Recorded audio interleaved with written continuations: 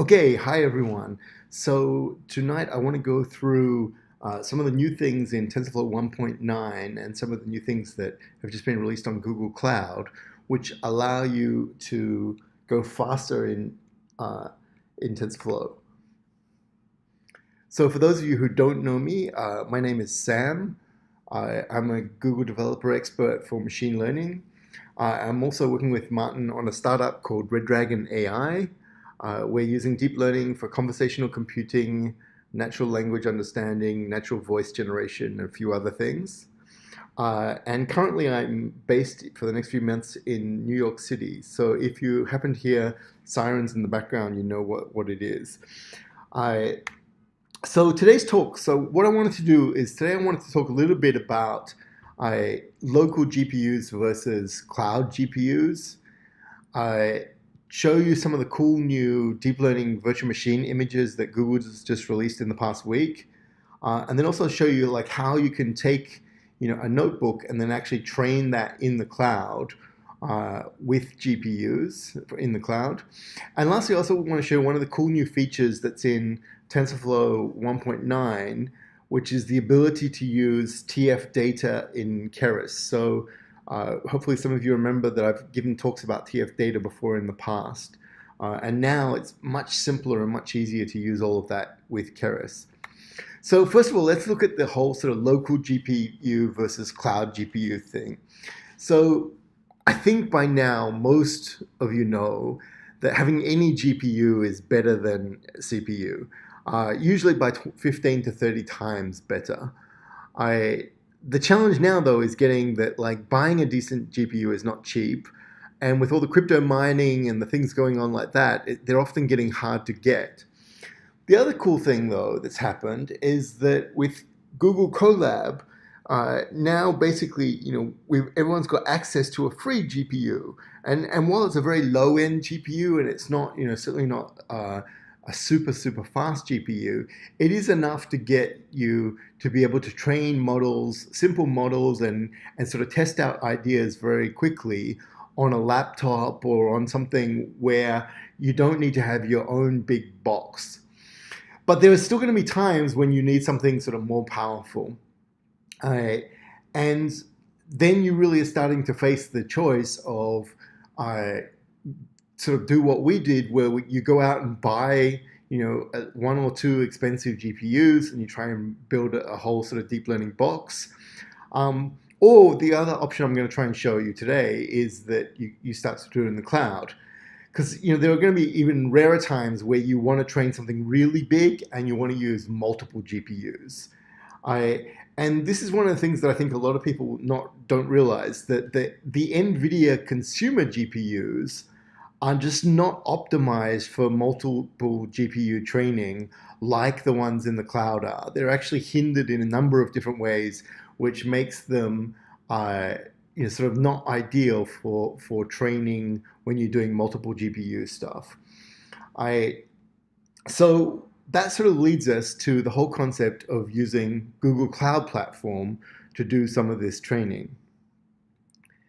So what I want to show you today is basically how to get started on Google Cloud Platform and how to use it to basically spin up one of these new virtual machines, deep learning virtual machines, and then be able to use that to do some training very quickly and spin it down and do it at a cost that's actually very economical. So the first thing that you need to do, because we're going to be using your terminal inside your computer to basically talk to the cloud and stuff, you're going to need to install the Google Cloud SDK. And what this basically does is it just allows you then to authenticate with your Google Cloud account. And if you sign up, if you've never used Google Cloud before, you can sign up and get $300 worth of credit, which you can use over a year. That credit will allow you to do a lot of training for what I'm going to be showing you today.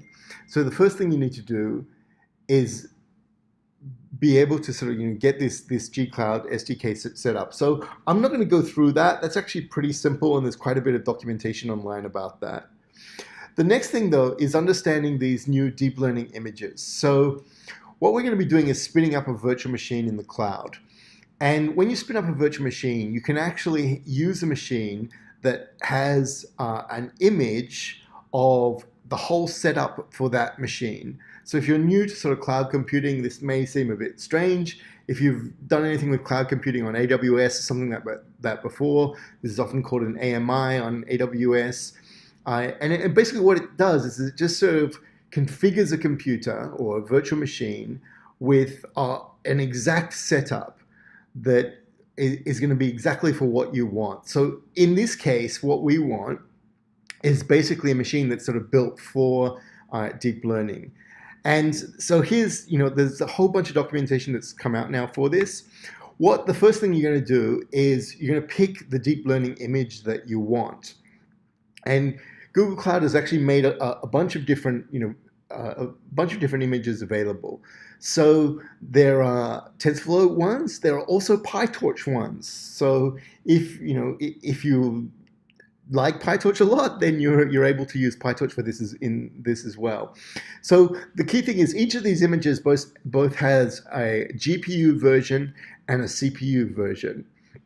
Now, obviously, we're going to be using the GPU version because I'm going to be spinning up with a Volta 100 GPU or with multiple Volta 100 GPUs. But the key thing here to sort of explain some of the things to you is that these images actually are everything on there is fully optimized. And just to sort of go through some of this, that one of the cool things that makes this probably one of the fastest ways of training with TensorFlow is that at the moment the TensorFlow version that you just get off pip. And I think we have another speaker who's talking about optimizing TensorFlow and stuff like that tonight, so he can probably show you some really cool tricks. But the TensorFlow version that you get off pip is actually at the moment just using CUDA 9.0. Whereas these images that are in the cloud are actually using, for the GPU, are using CUDA 9.2. It's something that you're getting a really finely sort of tuned and optimized version of TensorFlow. And the cool thing with this is that not only is it that you're getting the TensorFlow sort of setup, you're also getting Python 2.7 and Python 3.6 setup. It's also then got a whole bunch of pre-built libraries that you would normally need in our sort of box anyway, just all set up for you. And the cool thing is that often some of these libraries can be a little fiddly to set up. Things like OpenCV and stuff like that are all in there, and they're all ready for you to use straight out of the box. Okay, so let's talk about how do you do it. So the first thing you need to do is that you need to make sure that you have your Cloud SDK installed. And like I said, that's just basically a package that you download and install. It will set up a few things that you're going to use through the terminal. Then the next thing you're basically going to do is launch the virtual machine with a particular image. Now, this can be done either from the terminal or it can be done through the Cloud Console. So I'll try and show you both quickly. Then one of the things that you then need to do, which can only be done from your machine, is to connect a local machine to the Cloud VM. And basically to a port, or connect your local machine's port to the Cloud VM so that we can basically see Jupyter Lab, and that's what we're going to use to run the notebooks.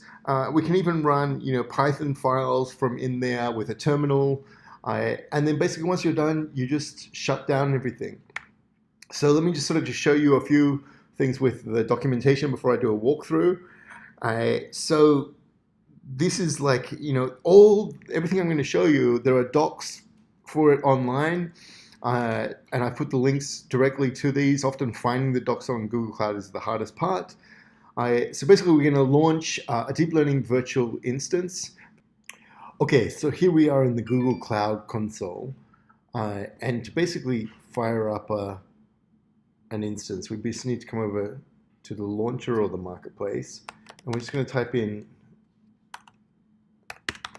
deep learning in here. And we'll see that, okay, this is basically our deep learning VMs. Now, we can see that basically the cost of running, and this is the cost for running nonstop for a month. We're not going to be running for anywhere near that amount. If we want to launch it on Compute Engine, we can basically do it like this. So we would then set the zone that we want it to be in. We set the image that we want. So if we want a PyTorch, we would come change it here and stuff like that. We would then set basically, what sort of GPUs we want, for all that kind of thing. What I'm actually going to do is I'm not going to launch it from here. I'm going to actually launch it from the terminal, so to show you how to do it from there. So let's take a look at that. Okay, so let me just walk through what we're going to put in the command line. So we're going to basically put some export variables in there to just define, what image it is we want, what zone we want, what we're going to call our image, and stuff like that. Then we're actually going to create the instance. And you can see in this bit where we're creating the instance, we're passing in the instance name, the instance zone. The other key things that we're passing in there are that is the whole sort of GPU thing. So we're basically telling it that we want an NVIDIA Tesla V100 and then count equals 1. So that's going to spin up 1 GPU for us. If we wanted 8, we would just put, count equals 8 there. If we want 4, count equals 4. One of the things I forgot to mention earlier on was that actually these images have horovod in them. So you can actually use, we've had a talk at the meetup before about horovod and using that for multi-GPU training. But anyway, that's out of for this. So this is going to basically spin it up, and we're going to be able to see this running. So let's move on and try that. Okay, so first I'm just going to put in the variables. So that basically tells us which image we want. Now which zone, and then my instance name. All right, now I'm going to basically create the instance. And this will take a couple of minutes for it to basically fire it up and build it. Okay, the instance is now running. So what I'm going to do is basically put in the code so that we can log in from our own browser to be able to see Jupyter Lab and see what's going on. So this is basically the code that I talked about before, and we're in. So now once we're in, we don't need to do anything else. We can just go to the browser and we can start using Jupyter Lab. Okay, I can see my instance is running by coming to my Compute Engine instances. But more importantly, what I want to check now is, will it run with Jupyter Labs? And it does. So this is, on my local laptop, but actually it's running, the Jupyter Lab is actually running in the cloud. So now I want to create a new notebook. One of the things that you'll often find is when you create a new notebook, it may not at the start, you may have some problems with the kernel. So if that happens, you basically just come up here and do a restart of the kernel. In this case, it seems to be working okay.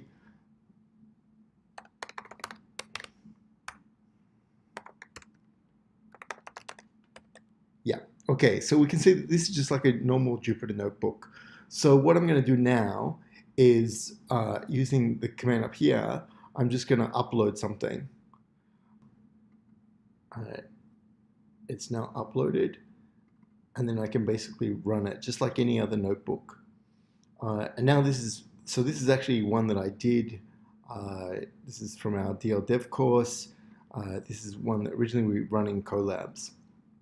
So I'm just going to go through and set this up, and then I'll walk through some of the bits that relate to the tf.data with you. So let's see, do we have a GPU running?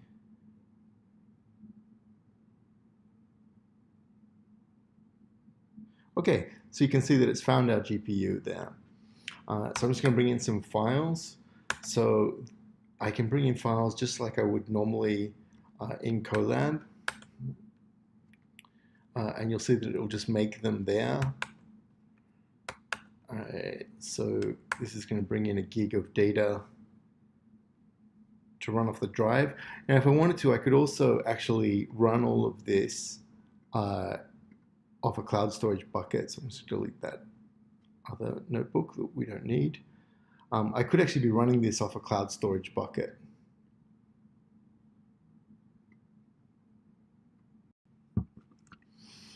Okay, so I just paused it there while it downloaded some of the data and compressed it, just to show you this is like a normal directory structure. So I can see that this is, I've got cats and dogs in there. I've got a bunch of different folders of those. If I go in there, I can see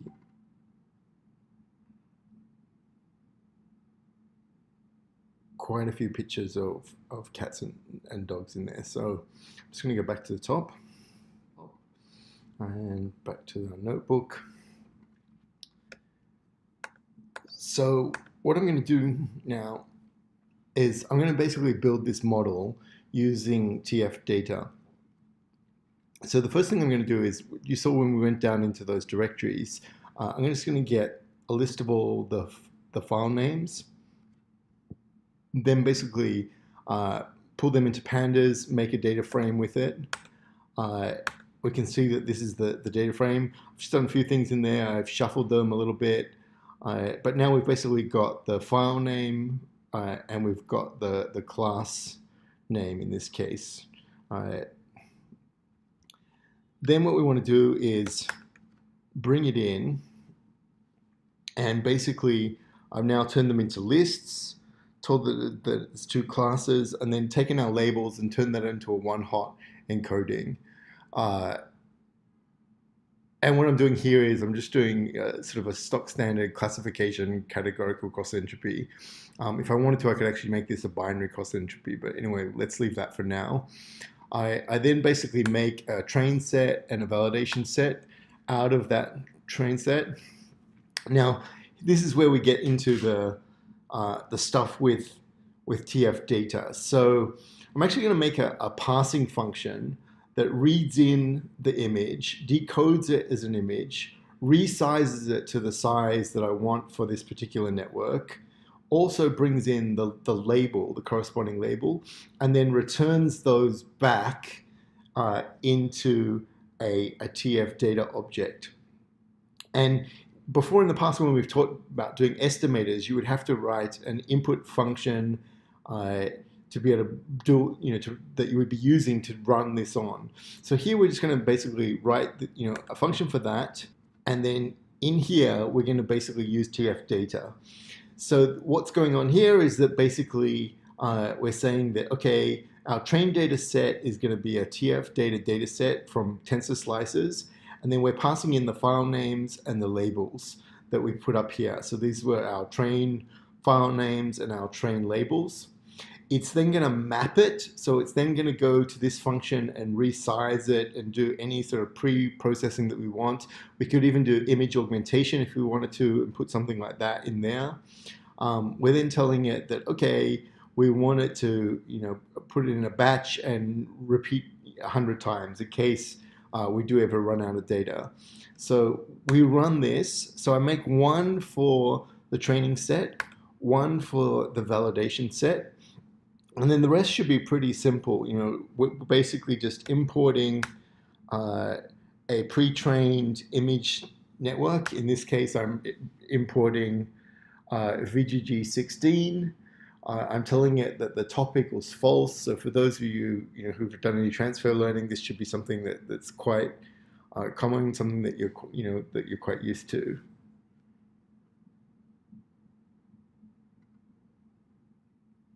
Okay, it's now downloaded all the weights for the VGG16. If we look at the model, we can see that this is what's going on in that model. We then want to add a new head to the model so that we're going to basically train the last layer, very stock standard transfer learning, just something simple to sort of show you this concept. I'm going to freeze some of the layers there just check that they're frozen. So we've got everything from the VGD frozen, and then our last few normal ones that are not frozen. I'm going to compile the model.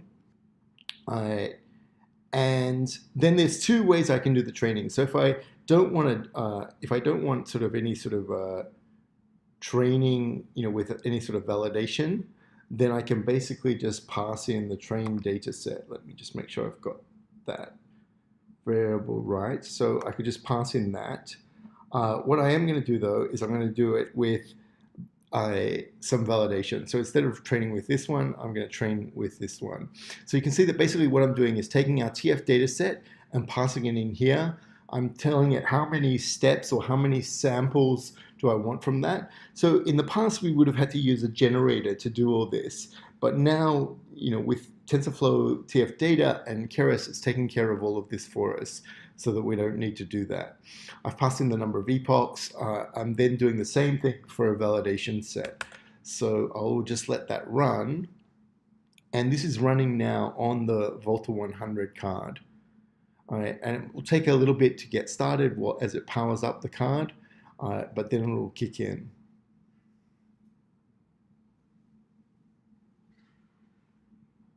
Okay, so it's built our graph, and now it's going through and training using the Volta 100. And we can see that over time it's sort of picking up quite quickly. So I'll just pause it while it goes through the various epochs. Okay, so turned out I had to go back through and run some of the cells. I think I missed some of the cells. But then now I've trained it. I've got the model working. I can then basically test, using my validation set to evaluate how good the model is. Okay, it's still not great, but it's fine for this. If I wanted to, I'd just go back and run it for more epochs and stuff like that. I can now save it. And you'll see that that model is just saved there. So if I want, if I wanted to, I basically just come over here and then download it. And I've got it on my local computer then to use. So, I get the benefit of all that training. And let's try it out. Let's see if it's making some predictions. And it says that's a dog. Let's see if we can find one that's a cat that looks like a cat. And we can see that, okay, it's starting to predict quite well. Now, of course, we could go further on and do fine tuning and stuff like that. That's not what I'm trying to show with this notebook. The good thing, though, is that once it's like this, I can go, I can do all my processing in here. I can very quickly just download everything back to my local drive, and then I can just shut down. And so let me just show you like how easy it is to shut down. So I'm now finished with that instance. Let's say I've downloaded my weights. I've done everything that I wanted to in there. Basically now I'm just going to come over here and click stop. And if I wanted to, I'd probably click delete. But let me just see. And this will basically, power it down so it's it's going to stop charging me. And then if I want to later on, I can just delete the instance also. So one thing that I didn't get a chance to show in there was that we also could have used, instead of just the normal VMs and GPUs, we could have used preemptible VMs and GPUs. And this is just basically passing in another argument when I do the command line for instantiating the machine. Basically, a preemptible machine means that at any point in time, Google can decide to pull that machine from you if they need it.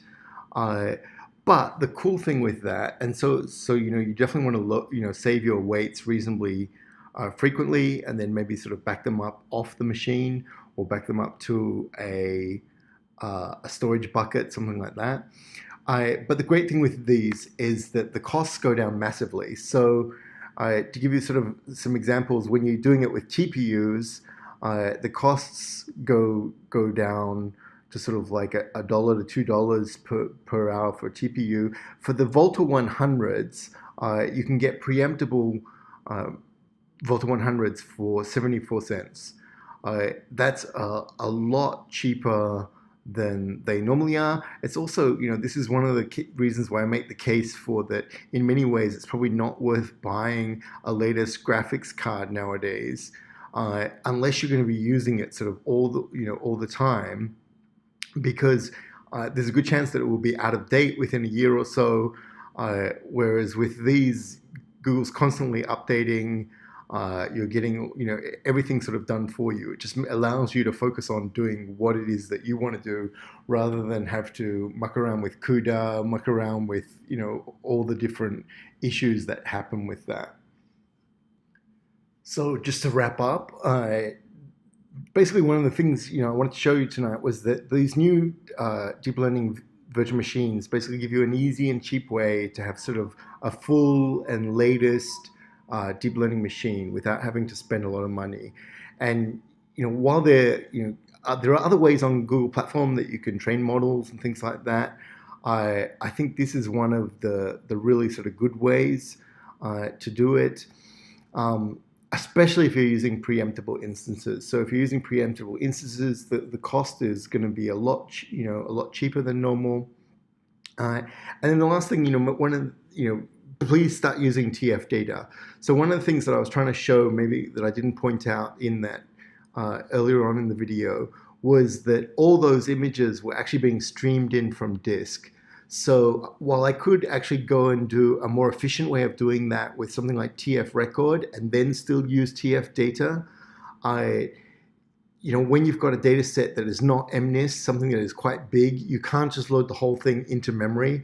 And that's where TF data comes in really important. So it allows you then to basically make a way to sort of easily stream data in, do some sort of processing on that data, and then use it. So I encourage you to please, go and use these machines to train out. If you're just trying to work out ideas, before you're actually sort of, doing the hardcore training, use collabs. They're fantastic for getting things, going. And then when you want to really scale up and do some powerful training, then move over to doing something like this. So if you've got any questions, feel free to reach to me on Twitter or email. And that's it. Thank you.